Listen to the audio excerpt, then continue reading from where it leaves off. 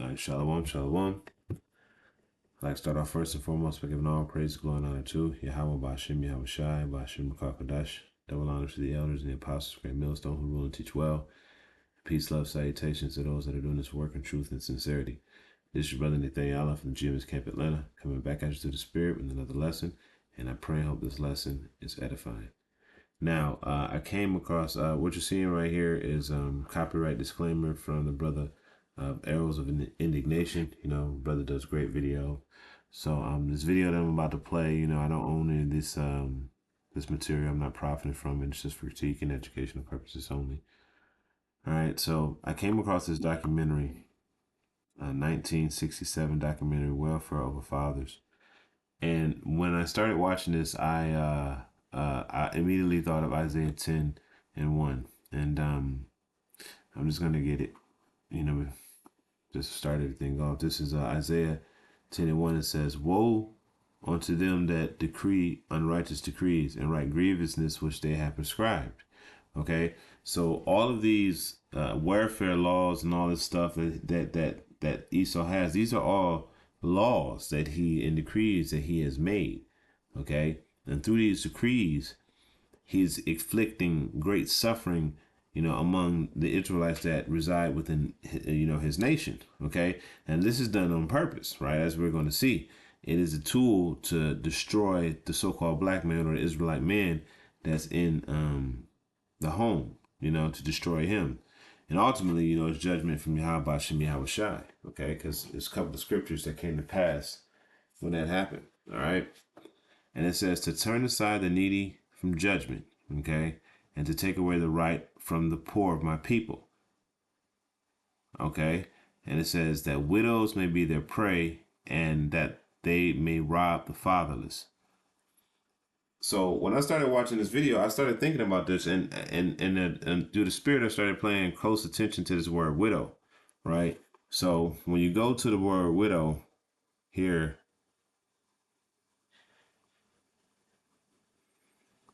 and you look it up, it's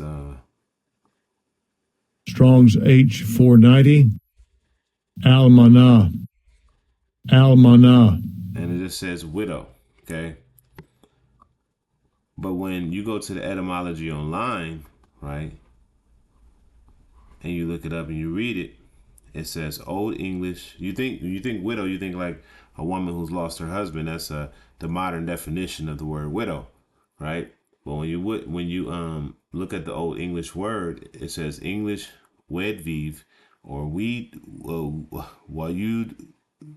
I can't pronounce that. From the Petro-Dramatic wadivo, from pi, adjective wadhiwo, source of Sanskrit vihud, lonely, solitary. All right, so only lonely, solitary. So it's saying you by yourself. All right, vadhava, widow, avestin, vihavav, Latin, vidua, or Church Slavic, vidova, Russian. You know, keep on going. Old, because some of these words are hard to pronounce, Udova, or Irish fib, Welsh Jidru, widow, Persian, Greek ethnos, or ethios, unmarried man. So a widow could be an unmarried man. All right. So when you skip down to the Latin, right, where it says vid uus, bereaved, void, considered to be from the root yuhut, separate, divide. So this word can mean to separate or divide. So then when I looked into the etymology and I went back to Isaiah and I read that with that definition in mind, right? Back in 10, I was, you know, reading something earlier, right? And I'm reading this, and it says that widows may be their prey. So y'all in this video, you're gonna see that these women and these children has been separated for their man, their covering. So you can rob the fatherless, which are these children, right, or the Israelites, and you can prey on the mothers who've been separated from the man. You see what I'm saying? And then when you look at what we have today, this is what they did. And both of them line up perfectly. It says, woe unto them that decree unrighteous decrees and write grievousness which they have prescribed. These circumstances that they have Jake in are grievous circumstances. People are saying that they had to go weekends without eating because they couldn't get no money. And, they took, if you know anything about what was happening back in the 50s, 60s, late 40s, 50s, and 60s, they was taking all the jobs away from Jake. Okay? So that was forcing him in an impoverished state. They got a movie called, what was that movie with James L. Jones? Is it Clarine or something like that? I can't remember the name of it, but it was a movie with James Earl Jones, and he was hiding in the closet in one scene because the welfare agent came by the house to check to see if it was a man there, and if it was a man there, she couldn't get no benefits. But without further ado, I'm gonna speed it up a little bit because there's a little bit of a portion that I want to show, and then we're gonna come back and grab some more precepts. And Lord willing, it's edifying. Full of crumbs to a mother. What do you think the young teenager gonna do? Why do you think that's down here on Huff? Because when it gets dark, they have to go out here and survive.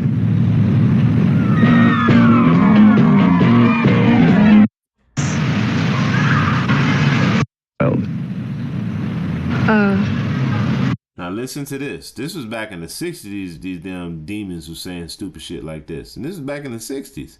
So this shows you, Eve has always, been in league with the damn serpent, against Jake, and this welfare system was just another tool that was used to string this damn demon along.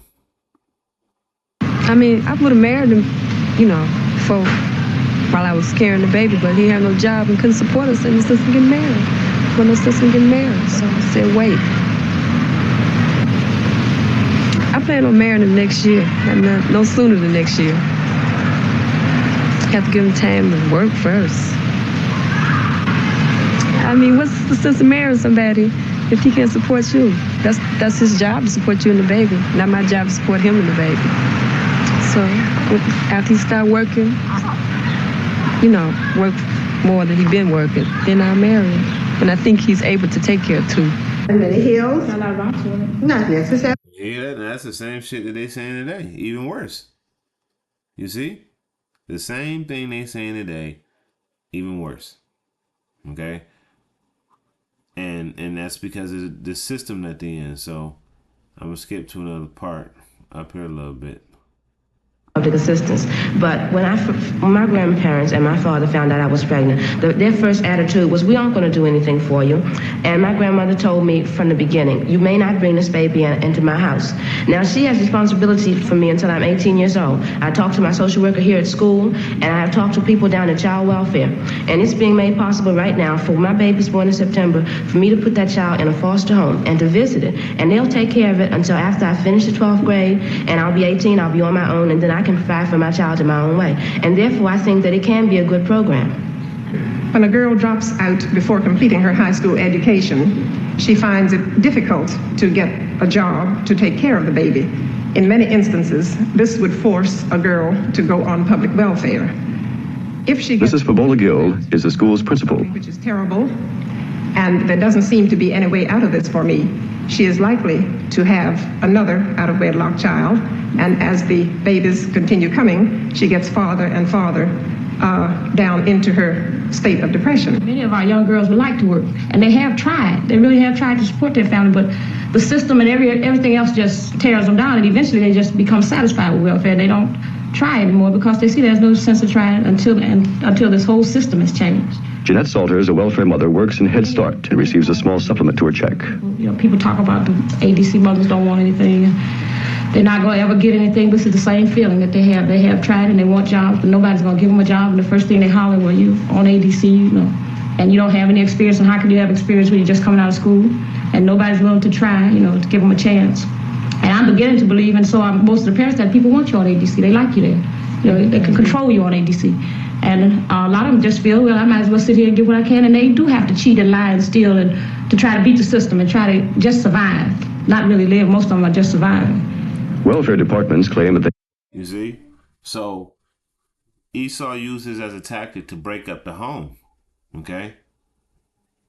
Like the scriptures say. And he preyed on them people, and he still do to this day. That's why Eve threw, and she can't get nothing. That's why, hey, she's the enemy. You know? So as you start going, more and more, you can see that, we're gonna play a little bit more.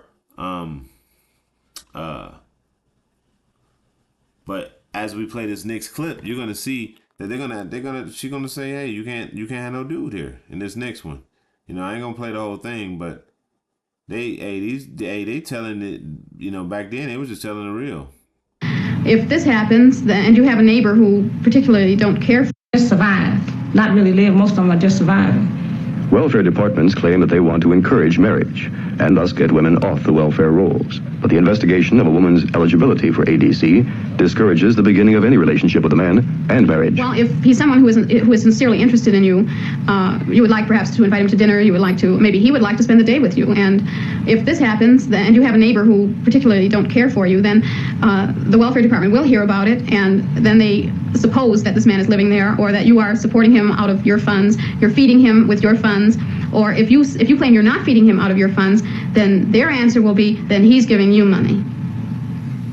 And she said, oh, you can't have a boyfriend. We don't allow that. And I wanted to know why. And she said, because it doesn't look right, with the kids. And so I said, I still don't see why they have anything to do with me with a boyfriend. And she said, well, you'll have to get rid of him. You have to make plans to marry him. And I told her I wasn't getting married. I wasn't ready for it. I had just got out of one. And I said, now look, you're going to tell me, here I am, 37 years old at that time. And I had been married, got 5 kids here in the home, and had been married to this one man for 16 years. And you're going to tell me I can't have a boyfriend? And so she said, well, we doesn't allow the ADC mothers with boyfriend. And I couldn't understand that. So she left. When she left, well, then she come back to tell me that my case was denied. This is what happened. She come back to tell me that they had denied me, that I could not get on the aid. If a man marries you, that he should, take on the initiative of supporting your family. And, to tell a man that makes, $125, $135 a week, that he should accept me and 9 kids and support us is crazy. Because, realistically, I would feel that if I married a man in this position, that, it wouldn't take but maybe 6 months. If it took that long, he would begin to resent my kids. He would hate me, he would beat me, and he'd scream at the kids. He'd start beating the kids out of frustration.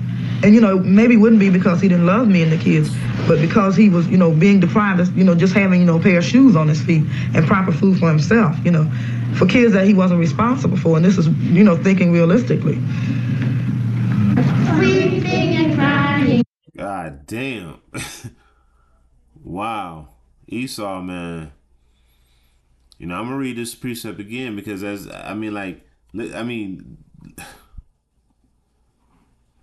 is Isaiah 10:1. It says, woe unto them that decree unrighteous decrees and write grievances which they have prescribed, to turn aside the needy from judgment, and to take away the right from the poor of my people. That's what this dude did, man. This is why he has a lot to pay for, man. Right? This chick got 9 kids because they all sleeping around, having getting with all these different dudes. Because, at the end of the day, females be having needs and shit. So that whole culture was perpetuated. Okay?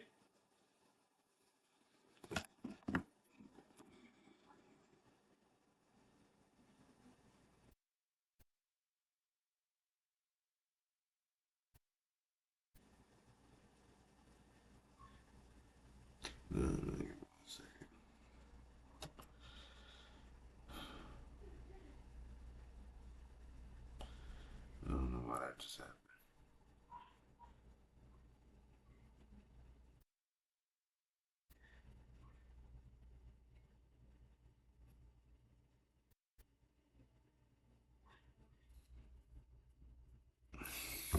All right. We're going to go to book.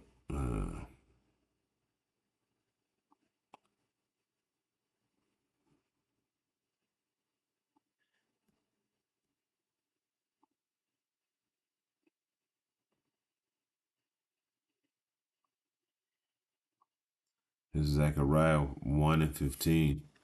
And it says, I'm very sore displeased with the heathen that are these, for I was but a little displeased, and they helped forward the affliction.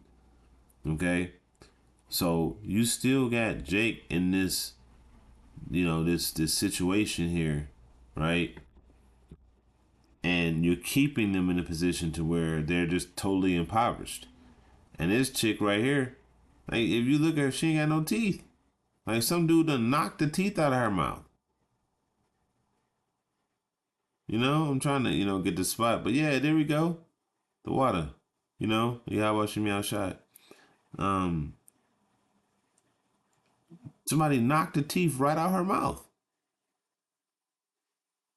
All right. So we're going to play a little bit more of this. In Cleveland and elsewhere, very little economic incentive exists for women to get off welfare. They would like for you to go out and go to work or even seek part-time employment. But if you do this, then most of what you make is taken away from you. They receive only a small part of the extra income if they work. The jobs which they can get rarely offer very much more money than the welfare check itself.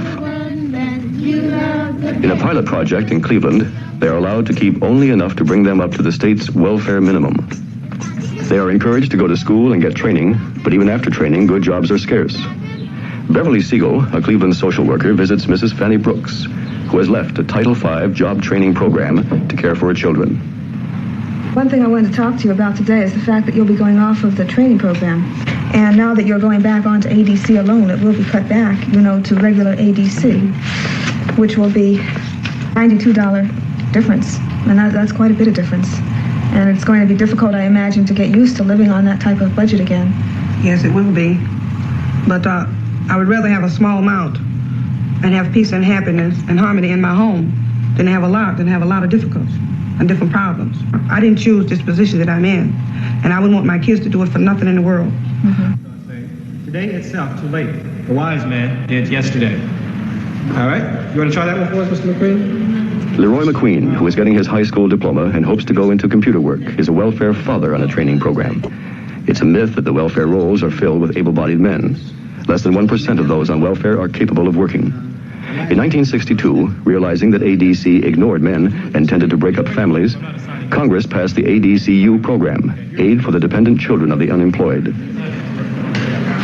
Mr. McQueen worked in a print shop for 7 years. One day, the shop went out of business.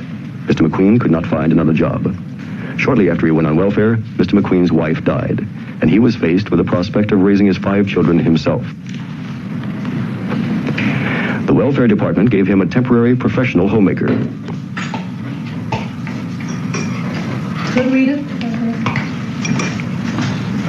Maybe you'll have some more sometime, huh? You still don't want any water? A midday snack is water and Jell-O.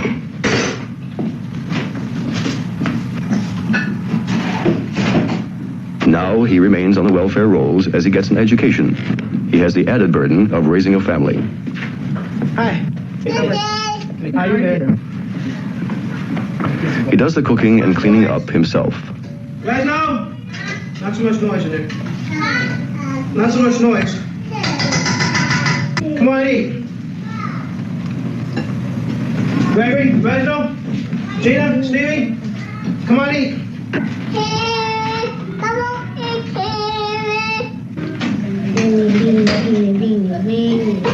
Dinner is usually beans with some ham hocks, and as in most welfare homes, no milk. Almost all starches, little meat. That belongs to Regina, Reginald. She doesn't eat very much, you know that. Mr. McQueen's dilemma is compounded by the fact that he must find help for his children while he is at school or work.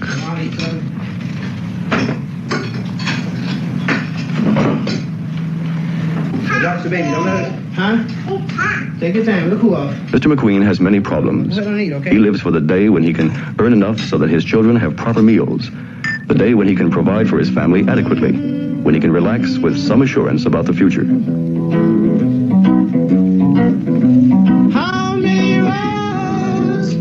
must a man walk down. The electric guitar is in and out of the pawn shop, a reflection of Mr. McQueen's financial fortunes. And how many seas must a white dove sail before she...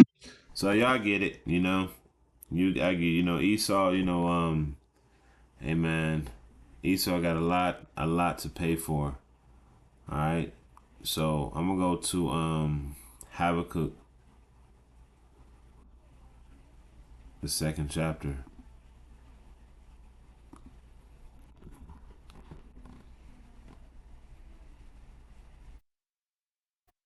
And it says, this is Habakkuk 2:16. It says, "Thou art filled with shame for glory." You see, this is a covert attack. Okay, let's look up that definition of that word covert.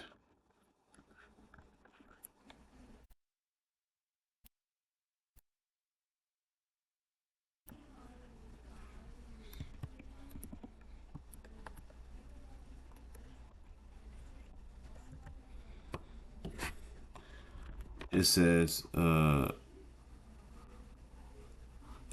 a sophisticated type of cyber attack, or typically on a.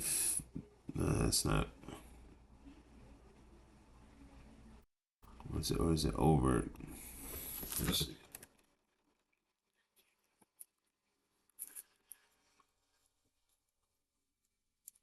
Let's put that way.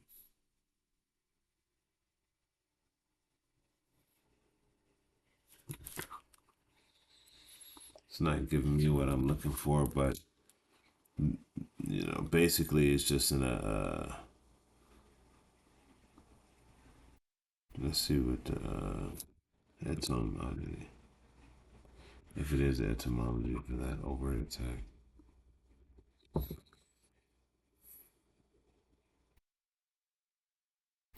It says the phrase overt combine two words from different linguistic origin. Overt, which comes from the Latin and French roots, meaning open, and attack, which derives from the Latin and Frankish and is related to attached.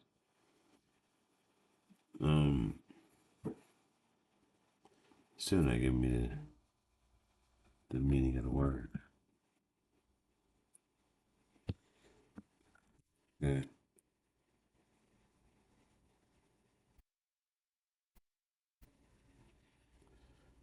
So,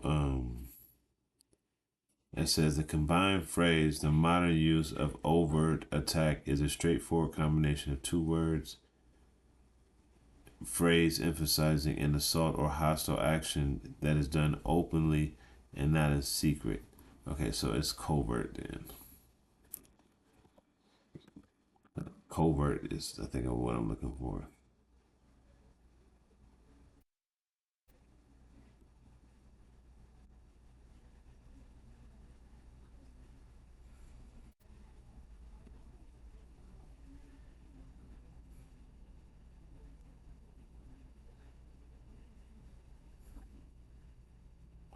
All right, it says intelligence origin, the concept of a covert operation where a nation's involvement is concealed, has been central to intelligence practices for decades. During the Cold War, the U.S. Central Intelligence Agencies institutionalized such operations, giving rise to official terminologies that include covert to describe the secretive missions. Okay, and this whole welfare system was a secretive mission that the federal government did to Jake to separate the household, right? So when you go back to this Isaiah 10, okay, it says to turn aside the needy from judgment and to take away the right of my people, of the poor. So like let's start at verse 1. It says, "Woe unto them that decree unrighteous decrees and write grievousness which they have prescribed," because they created programs to cause these situations to happen. You see what I'm saying? So this was a covert action because this was done in secret. So under the guise of helping Jake, you really keeping Jake down in a position to where they can't rise up. Okay? And that's what the whole purpose of this welfare system that was created. And nobody can deny it. I mean, this is a public documentary on the system where they're openly saying that this system was designed to separate the family. Now, what do you think is going to happen after generations of that shit happening? Generations of the fathers getting separated, kicked out of the home, over and over and over again. Okay, you're gonna get what we call a YN. Okay, products are YNs are products of what they did way back then. You see, you know. So going back to this Habakkuk, I'm just gonna finish off on this again. Finishes off. It says, "For thou art filled with shame for glory. Drink thou also, and let thy foreskin be uncovered. The cup of the Lord's right hand shall be turned unto thee, and shameful spewing shall be on thy glory." And that's exactly what's happening, because all of these things that you did, thinking that you was doing something great, but you're doing a great evil.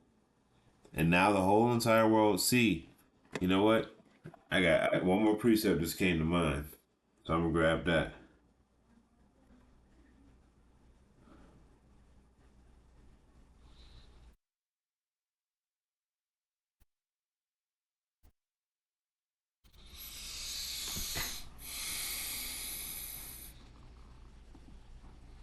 This is Jeremiah 49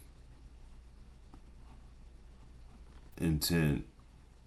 And it says, "But I have made Esau bare. I have uncovered his secret places, and he shall not be able to hide himself. His seed is spoiled, and his brethren, and his neighbors, and he is not." You see that? So, the Lord has revealed Esau, and he has shown all of these evil things that Esau has done to not just, primarily the Israelites, right? Because the Israelites are scattered amongst all the nations. But he also did it to other nations, and he destroyed the earth in the process. Okay? So all of the evil that this man has done is coming out, and he can't hide it anymore. Okay? The Lord has revealed this man's secret parts. All right? And everyone knows that his seed is a rotten, spoiled seed. It is the lineage of evil. Okay? Their whole entire line is evil. All right? It is what it is. Look at the condition of the earth. Look at what's happening all over the world. I mean, how else do you explain that? All right? And the Lord is revealing who the wicked is. Who's the wicked? The one that's causing all this mayhem on the earth. Because when the righteous are in authority, it ain't none of this stuff gonna be going on. Okay? So Esau is gonna be no more. There will be no more wickedness in the earth. All right?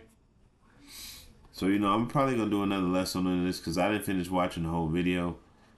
So, with that, for now, I'm going to end it by giving all praise, glory, and honor to Yahweh, Bashim, Yahweh Shai, Bashim, Kakadash, double honor to the elders and the apostle, great millstone. Until the next time I say, Shalom.